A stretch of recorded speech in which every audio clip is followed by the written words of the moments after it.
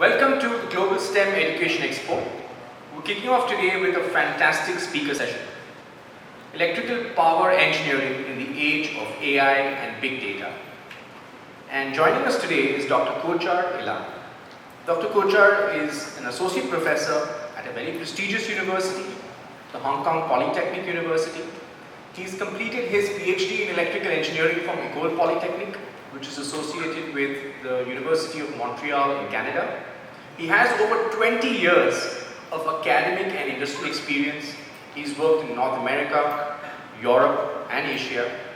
One of his highlights, I would say, is some of the breakthrough contributions he made in terms of scientific simulation tools. Now, all of us know about renewable energy, but how do you really integrate that energy into the electrical grid systems? Well, that's what he's been working on. He's been developing planning, monitoring, and modeling solutions for very large-scale grid integration of renewables. He's associated with ERPI, which is the Electric Research Power Institute in the US, and he's also an associate editor at the Journal of Modern Power Energy Systems, which is jointly published by IEEE and the State Grid of China. So thank you for being here, Dr. Kocar, and over to you. Thank you very much. Thank you very much for your nice introduction. Okay, really good. It is so it's my honor to be here. And then if you have many Indian friends, actually, it is not difficult to appreciate a place. They immediately give you some tricks and what to do, what to eat, and everything. And I heard that Hyderabad is a vibrant city, and I'm glad to be here. So today my presentation is about electrical power engineering. I say in the age of AI and big data, but maybe this is not sufficient, so also I add to achieve carbon neutrality. Okay? So I know that in India there are many talented people. You should be proud that most of the CEOs in top companies in California are actually, they have their university degrees in India and so on. So I'm glad to be here for that aspect as well, and I have also experienced this myself. I work with very talented people from your country. I had always a big appreciation for your country. So basically, I said in the age of AI and big data, but to reach what? To achieve carbon neutrality. Have you heard of carbon neutrality?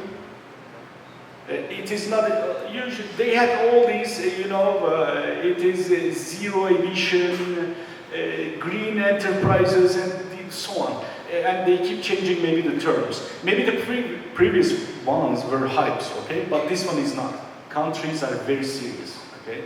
It is, I have been in China in the last 2 weeks, and I visited many places, including State Grid of China and everything.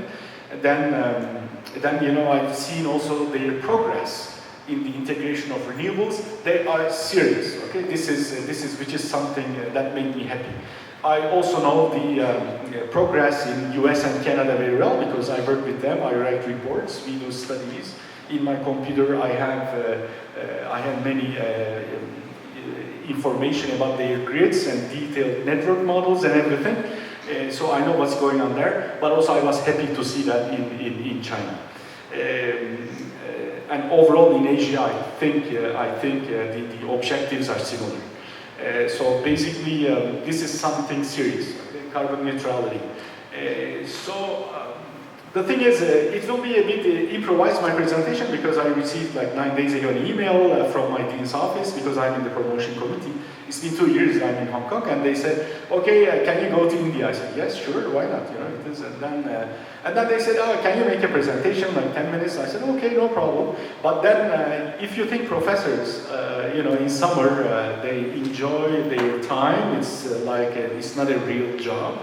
It is a real job, and in summer it is worse. Okay, it is actually because you have workshops, you have your grad students, you have your research projects. You need to prepare proposals to get money, to get grant, and everything. Okay, and also you need to improve your lab and everything. So I thought that I could prepare this presentation beforehand, but as usual, it is always in the last minute. Okay, but still. being a professor maybe is not a real job because I like it, okay? And it shows in your CV if you like your job. Okay? That's one of the things, important things, okay? Try to do something that you like. So we see here, first of all, the definition of electrical power engineering. Let me stand here in between. We deal with, in very simple terms, generation, transmission, and distribution of electricity. Do you know the difference between transmission and distribution? Yeah, you know, okay. Transmission is higher voltage levels, right? For long distances. And distribution is, that comes to your home, okay? That's the thing. So the thing is, here on the left, you know, I put a small network. It's not a big network. This is a country with 40, 50 million population, and the network is 70s, okay? I put the part, well, I have the new network too, but 70s. So this is just for a benchmark for engineers and researchers to study, because they need benchmarks, so we help them by building systems so they can study and understand what's going on. Here, maybe it's not very good resolution, but blue is the renewables. So these are wind parks, okay? I mean, in 1970s, we didn't have these wind parks, okay? 80s, or little resources like that. It was electromechanical generators, and then classic synchronous generators. We were able to estimate the load very well, because you need to make sure the power system is an interesting system. Your generation should be equal to, at any instant, to your load, plus what? Load and losses, right? We have losses in the system, right? I square R, because the conductors, they have resistances. So there might be small differences. These small differences in classical systems you see as a change in frequency. You won't feel it at home, but in the control rooms and dispatch centers, they know what's going on. It is always critical, okay? So on the left, it was just to show you the hierarchy. So you have generation, you have transmission, 300, 600 kVA, whatever, 500, typical levels are 350, 380, 500 kV, 735, 765. Now they are going all the way to 800, and in DC they are going all the way to 1 million volts. And then you have these near big cities, you have these high voltage, medium voltage substations, and then medium voltage to low voltage for the distribution of power. Okay, this is the classical system. And in the past, the difficulty was mostly, you know, maintenance and this kind of things. Your load was kind of predictable. And then, do you really need AI and big data in this case? Maybe not. Maybe because sometimes AI, everyone talks about AI, intelligence and so on. I have to tell you, they are not very intelligent, okay? It is, don't think that you have an AI robot and you tell him, look, I'm driving my car, you will see me and you will drive after, okay? There is no robot like that, okay? And I don't anticipate a robot in the coming 50 years. AI is application specific, okay? Application specific. But the good thing with AI and big data is you can really use, if the problem is complex, if you have no mathematical equation that you can come up with, the good thing with AI in that case is, you know, it can support big data and you can come up with a model. If the data is, and why in our new networks it is complex, the reason is simple, you have renewables. The wind is there, the power is there. If the wind is not there, the power is not there. How I'm going to forecast the wind? Solar, at night you don't have it. You have clouds, you don't have it. How can I maintain the balance in my system with all these renewables? Okay, generation, and I think energy sector is becoming more and more and more important because of that carbon neutrality and everything. Because we want to produce electricity in clean manners, and then we want to use electric vehicles, for example. They are clean, eh? But if your electric vehicle is charged with power from a coal plant, it is not that clean. Okay. So we want to make sure that we produce power in a clean manner, you know, and then we use it in a clean manner as well, like for transportation, for entertainment, whatever you can imagine, you know, for the well-being of human beings. And so this system is getting more and more complex. And also there's a fundamental difference between old systems and new systems. In the old systems, we had these big electromechanical generators, and now we have these renewables connected to the grid through electronics. power electronics, which is much more complicated. So I want to give you some examples, okay? So the power systems today are undergoing an unprecedented transformation in the way the power is, electricity in a more general form, is generated, transmitted, and distributed, okay?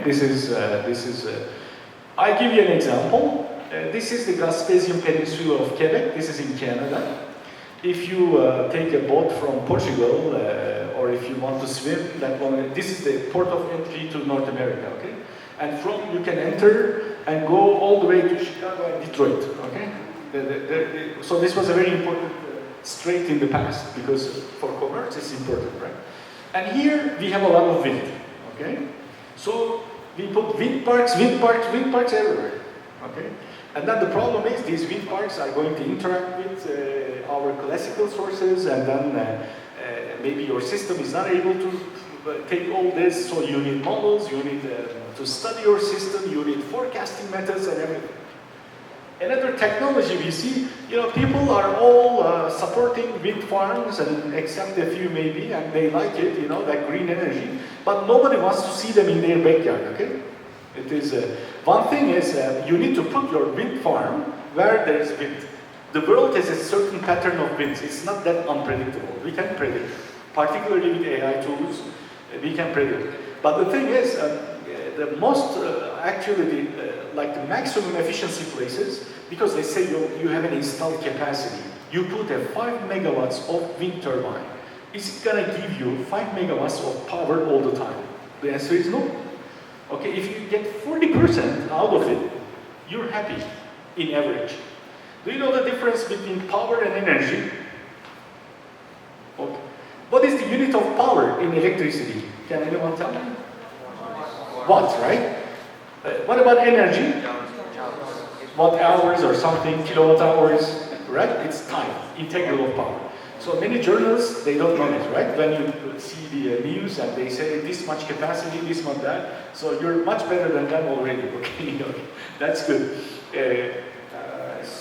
So this is one thing that in France, because I was a professor at École Polytechnique, part of University of Montreal, and our sister school is École Polytechnique in France, and also we had this French connection, so I was working with French utility, I had too many friends there. So I have some information about the networks as well, but you can find these things on the web too. So they are planning to install 40 gigawatt of offshore in 2050. This is the installed capacity. They will probably get 40% out of it.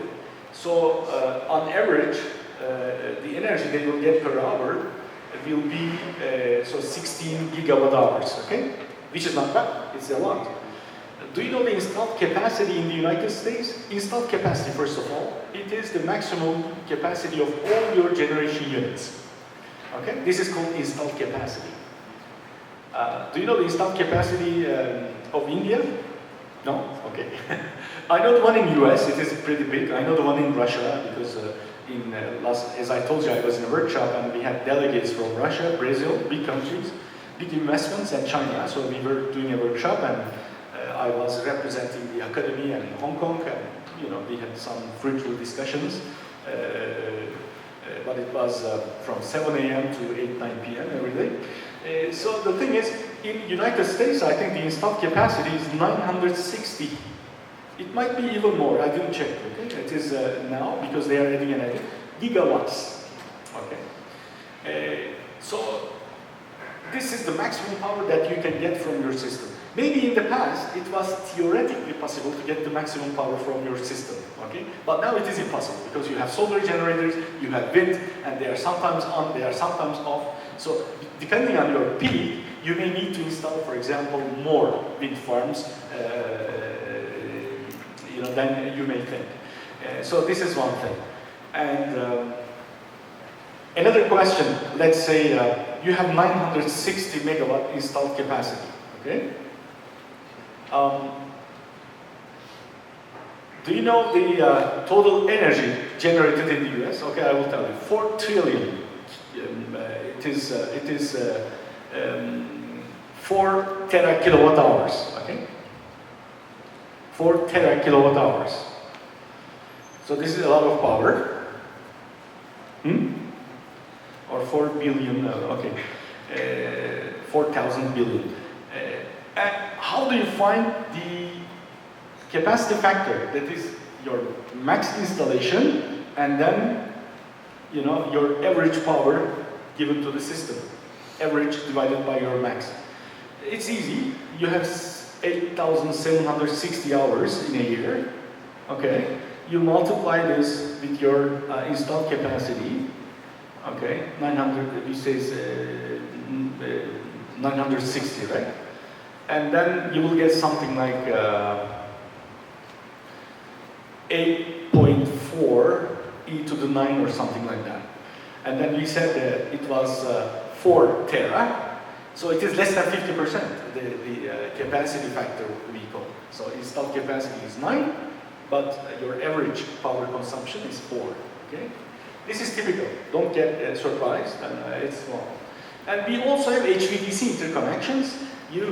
Probably you know about these wars, like DC versus AC.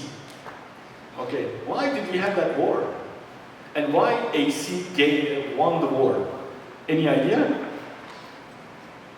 Because, you know, if you want to transmit power over long distances, you need higher voltages to reduce the losses. DC, this was not possible. With AC, you have transformers. Easy, simple, cost nothing. And then you can step up the voltage and step down the voltage. DC, complicated. And then, we invented power electronics, right? Semiconductor switches. With these switches, we can do rectifiers, we can do AC to DC, DC to AC, new era. Because as you go to higher voltages and long distances, DC has advantages. So this is what happened with the new technology now. These are all the installations. Okay, new installations. So some introduction. What is going on in the world and why our sector is very important. Electricity production doubled in the last 20 years, okay? 28 terawatt hours. And 4 of them is consumed by United States, okay? Asia, it increased 3.5 times. That's amazing, okay? It's more than the average of the world. CO2 emissions increase only 50%. Only 50%. You know, you have doubled the electricity, but CO2, 50%. Why? Because we are using renewables and we have efforts to reduce our emissions. You see the importance of renewables? This is a clear picture of that. Your country is influenced by climate change. We all know that, you know. There is this phenomenon called wet thermometer. Nobody wants that, right? It is pretty, you cannot sweat and you cannot cool off yourself. But in many parts of the world, and in Canada, you know, Canada was burning this summer. Basically, no one would expect that, right? But it happens. And so what are the roadmaps? How can we achieve carbon neutrality? We need renewables, maybe carbon capture, storage, supporting policies, behavior changes, and the technologies mostly we are using is solar, wind, and hydro. Solar and wind, they are actually connected to the system through electronic converters. So our power systems, in the past it was, what was it? You know, it wasn't that interesting, to be honest. It's lines, cables, an electromechanical generator that we know how it works for 150 years, you know, it is, so it wasn't that interesting at all, yeah? But now it's getting very interesting, right? It is all this, and also have you heard of the term prosumer? It is a combination of consumer and producer. Now, in the world, there are many prosumers. These people produce electricity because, let's say they have PV on their roofs. They consume electricity, obviously, and they have also demand management technologies, so they control their behavior. We call them prosumers. And maybe they have electric vehicles. Again, the application of AI. I just just recently published a paper with my PhD student. Now, using AI techniques, we know, just based on smart meter data. You know what smart meter is? It's something cheap. It measures your consumption. You don't need the meter guy come to home and, got threatened by your dog. This was a big problem like 20 years ago when I was in Canada, Beware of dog, the meter guy, the postman and meter guys, they hate dogs, okay? Okay, so anyways, now we don't have these guys, meter guys, but we still have post guys, and I don't know why. It is because we have an email, right? We have emails, right? Anyways, now they don't come to your home because you have the smart meter, and it has a very cheap communication technology called Zigbee. It communicates with the other smart meter, okay? And then all the way they go to central, and in the center I know that every 15 minutes, I refresh my data, what people consume, And from that, by using AI techniques, we were able to understand, using real data, who has an electric car. I will exaggerate, if I have your smart meter data on a minute basis, I can even know if you have a guest, if you're taking a shower, and everything. So there is also an ethics side of AI and big data, but this is not about AI and big data, this is just an application, and I would like to also talk about my field, electrical power engineer. I said I worked 20 years in Montreal and New York and combined, all these areas. Like I worked for some utilities in New York, in California, and so on.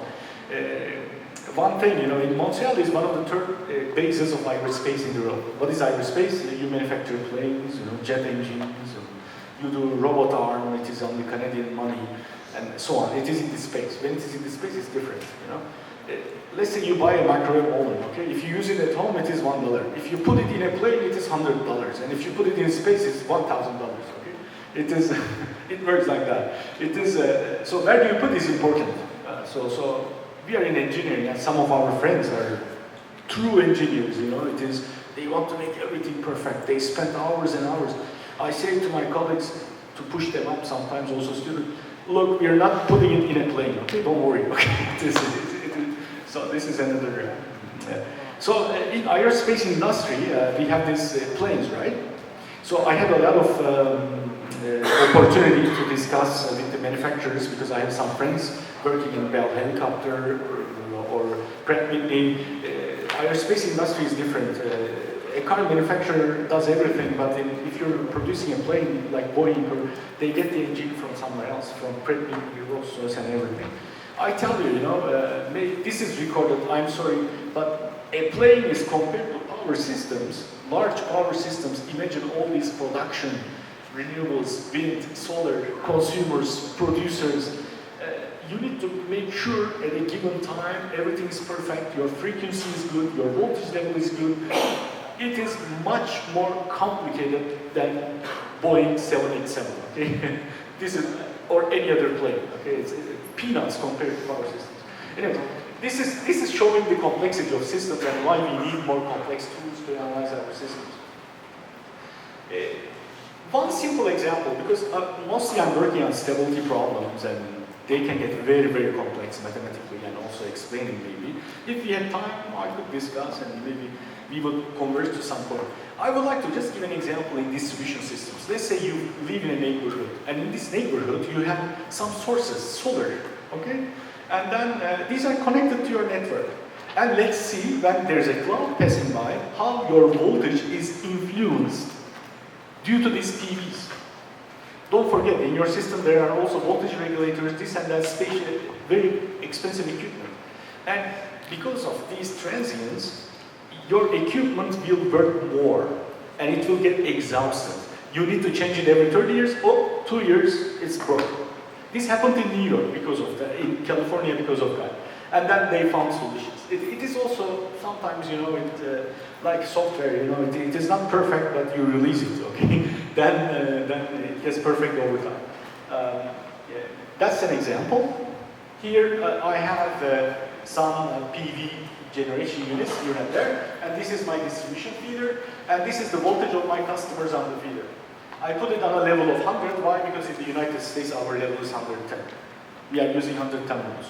Okay, that's you see This is only in 30 minutes. But don't worry, the simulation will take only 30 seconds because this is one of the tools we use to analyze distribution systems. It moves, okay? This will also move your regulators in the system. And these regulators are mechanical, they cannot move all the time, okay? So this is 30 minutes and this is because the clouds are passing, it's a cloudy day and your production moves. Okay? This is one of the simplest demonstration of how your system is influenced, and this is in the distribution level.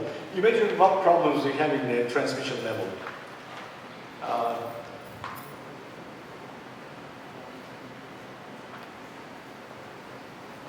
Okay. So, what is the trend in the world? The trend in the world is, well, okay, we have challenges, but we want to have a dependable and cost-effective energy access. We want every citizen in our country to have access to power, okay? That's important. Power means light, and TV, computer. It is basic. We need it, okay? But can we do it in a nice manner? Some things are, now things are getting better and better.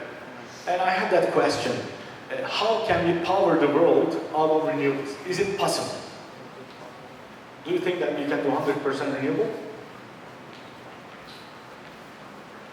There are some game changers. This is the battery price. I think the first battery was introduced by Sony. And now the lithium-ion battery, the price collapsed in 30 years. If I have storage, this is a game changer, because all my system philosophy was based on I need to consume and produce simultaneously. Oops, I have a simple storage option here, and maybe hydrogen. Other things, why not? It is, look at the price. And in 2021, we were worried that we may have being short on some materials. This is not the case anymore. We got new minerals and we do recycle, so there is future for that. Lithium ion is also important for electric vehicles, right? Because it's light. You don't want something too heavy in your vehicle. So I think the inventor of lithium ion battery, he got the Nobel Prize, and his surname is good enough. Mr. Good Enough. I like his surname, it is, don't push too much, be good enough, okay? Lithium ion, that's nice. And this is in Science, published. I didn't check the latest data, but solar plus battery. Can you believe it is already cheaper than fossil? It is already cheaper. Solar plus battery. So, that's a huge solar farm project in California. 7% of Los Angeles electricity, the cost is 2 cents kilowatt hours. 2 cents, US cents. This is cheaper than any fossil you can imagine. And for the battery, you need to pay for 1.3 cents to storage.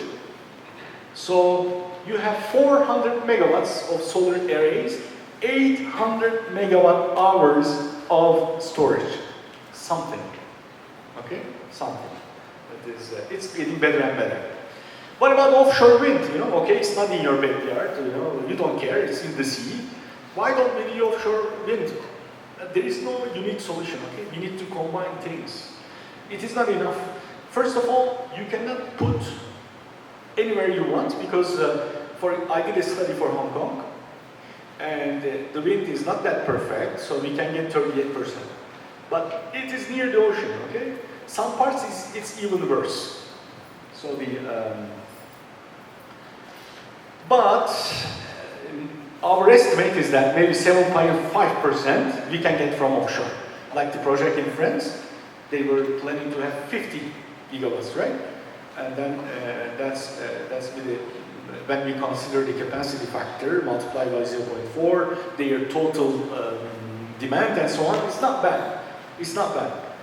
So this energy sector is interesting. You may be on my side, like doing very dynamic simulations, you go in detail, mathematics. So it requires programming, it requires understanding power system, and it requires programming and mathematics and understanding the fundamentals of power system. It requires or you may be a guy who's just doing optimization and looking at the big picture from 30,000 feet, okay? Like the International Energy Department, like they are just looking from 30,000 feet and they make estimations. And businessmen, they love these estimations, okay? Because they do their investments based on that. So everything is important. But what I like is programming and doing math. This is and simulation. So also look at these grids like Russia. Okay, in North America, look at the connections. You know, from Quebec all the way to California, there is a connection. These connections are very helpful in integrating renewables. Your neighbor produces something, you buy from him, and you can control the power flow using power electronics. The technology is getting better. So can we run entirely on renewables? Maybe, okay. But we need because we need a global effort for that. So not competition in energy. We need global effort. Okay. So although you know there are tensions between countries, today the US is very open to collaborate with China in energy transformation. That's I can say from my experience. So for carbon neutrality, we need to shift, you know, and then we need to take low carbon technologies. Nuclear is also a solution. Okay, nuclear is also a solution. Consumer behavior. Okay. And maybe fusion technology one day, it will be, if it works. But every 10 years, they are postponing it for another 50 years. I don't know when it's going to happen, fusion technology, but why not? These are high-end research. This is research and certain things we keep on the table, okay? They may not have a future, but we keep on the table. Certain things we can already do. Solar, battery, wind, hydro, okay? One thing is I understand that, for example, also this was my experience in China, you cannot shut down coal plants in one day. Thousands of people are working in these plants. Okay? You have mines. And if you depend on tomorrow, if you want to do it all solar and wind, I would say don't do it, okay? Because it will damage your energy security. Do it fast, but do it over the years, in 10 years, 20 years, okay? Because you cannot lose, so many people will lose their jobs, and then you have already an industry based on that, and it gives your energy security. Without energy security, your manufacturing, everything will be influenced, okay? That's important. But on the other hand, there should be a plan phasing out coal on a gradual basis. We need to make a plan on that. You know, this is the point that I'm saying. So it may take some time, but eventually we should have a robust plan and do it. How can we leverage AI and big data? We can leverage for generation, for transformation. Okay. Yes. This I added a few slides. Generation. With AI, we can optimize renewable energy for maximum output. Why? We can forecast it. We can study several scenarios for stability, and then we can make a plan. Okay. Another thing, transmission. Another thing, for example, in the past, you know, forecasting load, maybe I would use a cheap linear regression method, because temperature is this, people will turn on their heat. I'm talking about for Montreal, and that's it. Now it's more complicated, okay? Because maybe the guy is also a manufacturer, the guy is also has a solar panels, he's producing something. Maybe he has an electric vehicle, and then his charging habits are chaotic, okay? He's a young guy, you know, he has exams, finals, he works till morning, And then the other day he parties and he has to charge his vehicle all day, I don't know. Okay, it is too complicated. The weather becomes important, and maybe there is Super Bowl. Do you know Super Bowl? It is, you use it in forecasting, huh? It is important. So you have too many inputs. Super Bowl, vacations, electric vehicles, patterns, too many inputs. But the thing is, you can train and the good thing is, in the past, we had only neural networks, okay? This is not about AI, but if you want to keep going detail, I can go in detail. Now we have reinforcement learning techniques that it keeps getting better and better, better and better. So your AI agent is on the side helping you, and it learns from your actions, and it starts telling you things to make your prediction better. So we have new also tools in machine learning. I don't like the term AI that much because I like the term more machine learning because for me it's standard machine learning. Okay, you have neural networks, you have reinforcement learning, you have unsupervised learning. It is all these things. So we have many new gadgets that can be helpful. Not only you do the machine learning model, it's there. No, you can improve it over time by connecting to your system. Utilities, they have records. They record it. You had an event, it is recorded. Okay? So you have plenty of data. And for data, you need what? Sensors. We have plenty of sensors. We have smart meter data. Huge. Okay? The volume is huge. Every 10 minutes, every 1 minute, you have the consumption data of your users.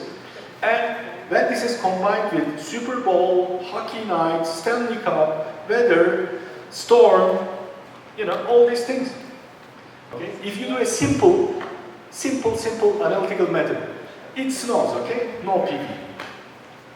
Next day it is sunny, and your simple prediction will say, there should be some power now. It will predict like that. But your AI, machine learning, that is trained with continuously increasing data, will know that yesterday it snowed. The snow is still there. The guy is lazy. He will first clean the paveway, okay? So that he can go out with his car. So no PV generation. You will wait a few days for him to clean upstairs.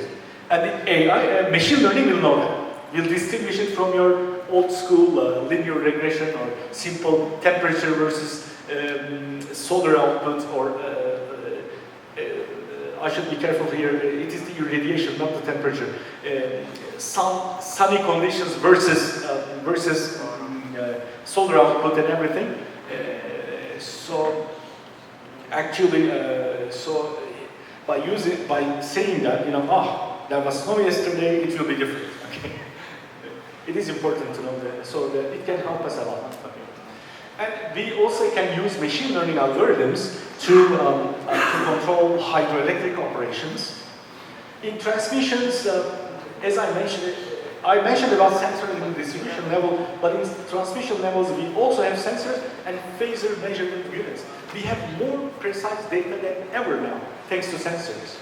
So things didn't, machine learning didn't evolve alone. It evolved with the development of sensor technology, optics, and also increasing capacity of computers.